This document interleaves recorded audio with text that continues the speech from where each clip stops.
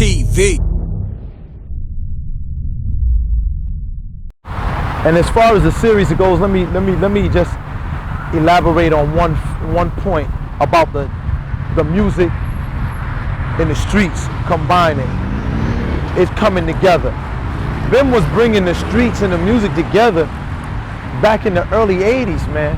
Mid 80s, early 80s. You know what I'm saying?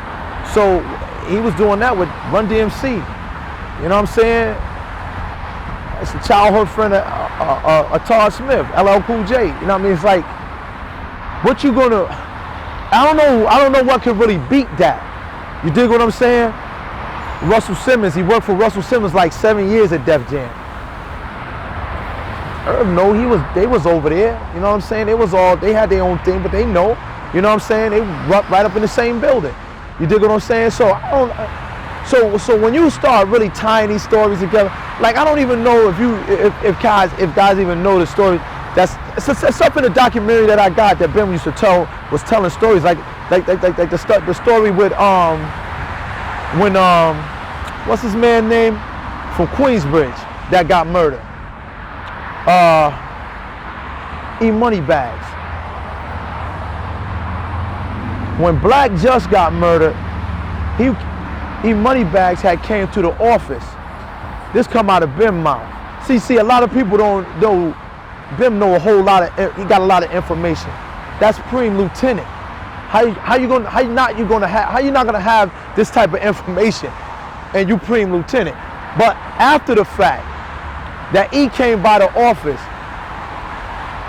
and everybody know Bim and Black Justice like brothers, man. You dig what I'm saying? So he said E came by the office, and he walked by his office, and he got up and said, "Yo, E, man, what's up, man?" He said, E-Moneybags said, "Yo, it wasn't for him, man. It wasn't for him." Now, when you hear this type of stories, this after the Supreme Team and all of that, this just something light.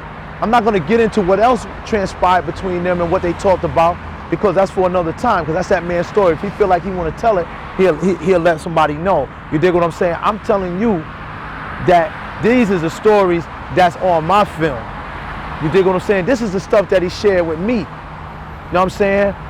When he was on 118 and who used to come through there. You know what I'm saying? Albie Shore. You know what I mean? Eric being Rakim. They used to play against the Paid in Full. They had a squad. You know what I'm saying? Him gambling, him and Rich Porter gambling. Nobody don't know them stories but Bim and the people that was around him. You dig what I'm saying? And I ain't boosting nobody up. I'm just telling you what it is, man. I see things for what it is. Like he told me these stories. These stories are true. He sat around the people that was there. You know what I'm saying? I don't know if they could get a lot of information from Preem, but Preem got locked up in '87.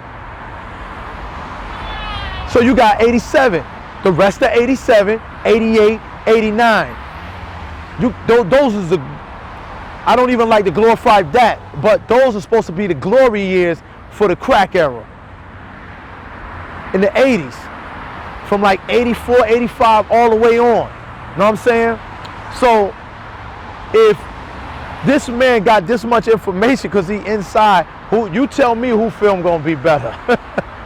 That's gonna bring you the real, that's gonna touch your heart. Because when I write, I'm coming from mind to pen, from pen to heart.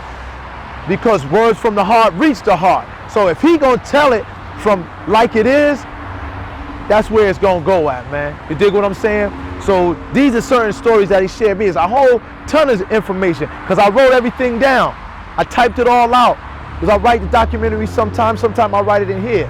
You dig what I'm saying? But things got written down, things that I remember, but most of all, we captured the moments. We captured those moments. It's 10 years ago. I'm light years ahead of them. I've been told them, listen, man, let's do the series. Nobody wasn't listening, but you know, it's all good. Hopefully somebody do it now, but like I said, watch for that chest move. That might be a pump fake. You know what I'm saying? Like you might be thinking you going for the shot, and Fifth might be like, I ain't gonna shoot, I'm gonna pass. You dig what I'm saying? So that's all I wanted to say, man, and get that cleared up and get that out the way. Shout out to those brothers. Shout out to Murder Inc. They doing their thing. Whatever you do what you do. But that's just my opinion. You know what I'm saying? But right now, man, it's all about streets, media, and music with my man M.Reck. That's what it's really gonna be about. You dig what I'm saying? And we got some other things coming too. Yeah. So y'all watch out, stay tuned, keep watching MRecktv. Boss Player Raw Heat, I'm out. There we go.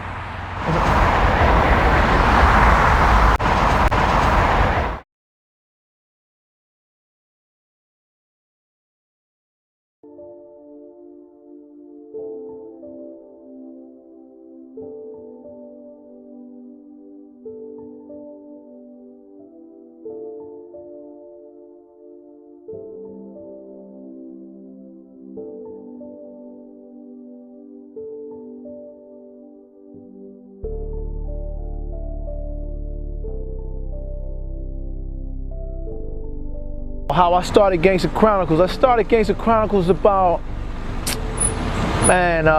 2006, 2007. Me and my man Bink B from New Haven, DJ Bink B. We was doing Flavor Link DVD together, and Flavor Link DVD was like like the regular Smack and the Cocaine City and all of that. You know what I mean? So we had so many different artists we was doing. But that was some good bread, but it was short bread, and we was doing the mixtapes and everything like that. So we was on the highway going to the city one day, and I said, yo, son, I got an idea. We're going to make some money off it. And he was like, yo, what is it? I said, yo, man, I want to start this joint, man, start making documentaries. I want to get in the film game, because I was a writer. I was writing already, you know what I'm saying? He was like, what you want to do? So we had made a mixtape called Crime Partners, and we had the original Rick Ross on there. But we snatched the interview from somewhere and we put it on there, and the streets ate it up crazy, you know what I'm saying? So I was like, yo, Crime Stories, that was the name of the mixtape. And I couldn't use Crime Stories because Crime Stories was already trademarked, you know what I mean? And I said, you know what? I did another one, it was called Gangsta Chronicles. And I told him that, and he just looked at me. He was like, yo, let's do it. I was like, yo, we're gonna get busy. So what happened was, I started looking for artists, man. I started looking for subjects that week. And I came across Chaz Williams first. You know what I'm saying? And that's Chaz from Black Hand. Anybody know Slim? Good brother. I hollered at him, and he was the first one, but we didn't do him first. Then, because I was going so fast, I bumped into Klein, and Klein had just came home not too long after that. So a good brother by the name of Love from Marcy Projects linked me in with Klein, and we got busy. And that's how Gangsta Chronicles birthed. And the first documentary came out was Calvin Klein. The second one was Chaz, called A Ski Mask Way, I think. Chaz Williams, about him robbing the banks and all that. And then, you know, BET had put it out afterwards, you know what I'm saying? But we talked to Chaz first, and then we got to Klein, but we started rolling with Klein first. You dig what I'm saying? But that's how it really birthed, man. You know, shout out to Troy Reed. I seen Troy Reed doing his thing, man. And I was like, yo, I could do that. You know what I mean? All my stuff was on paper because I was really writing. So I think one of the first joints I wrote was it's called MOB, Members of Blood. And it was based in the 90s in California, and LA. It was crazy. Probably won't get done, but that's where I was just getting my pen game right. It probably won't never get produced, but I got that in the vault. I did that in 2000. I started that in 2006. The second one I did was called, what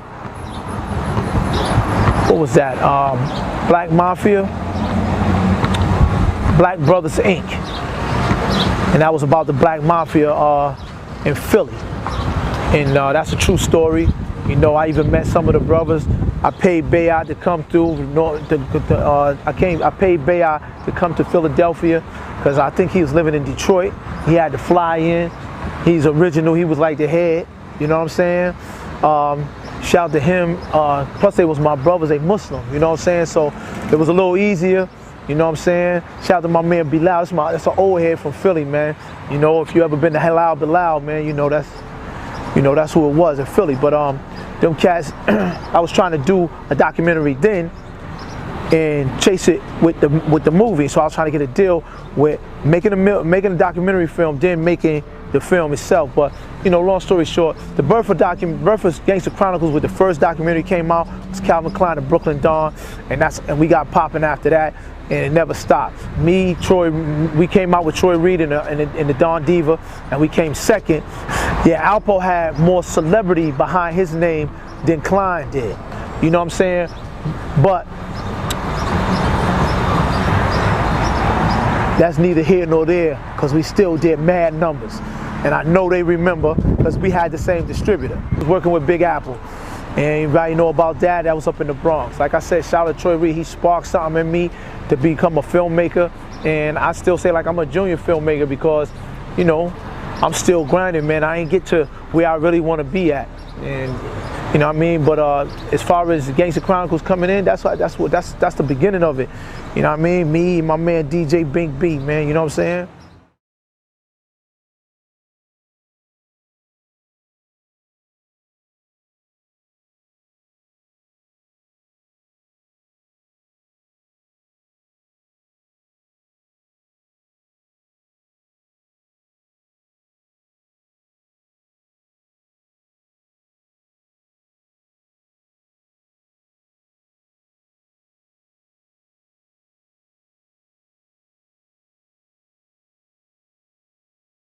It's crummy beats, y'all. Peace, world. To promote your music or promote your business by placing an ad on MRecktv, contact MRecktVpromo, MRecktVpromo @gmail.com.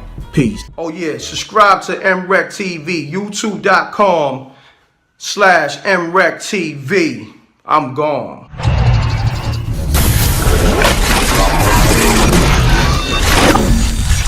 MRecktv. Let's cut the music.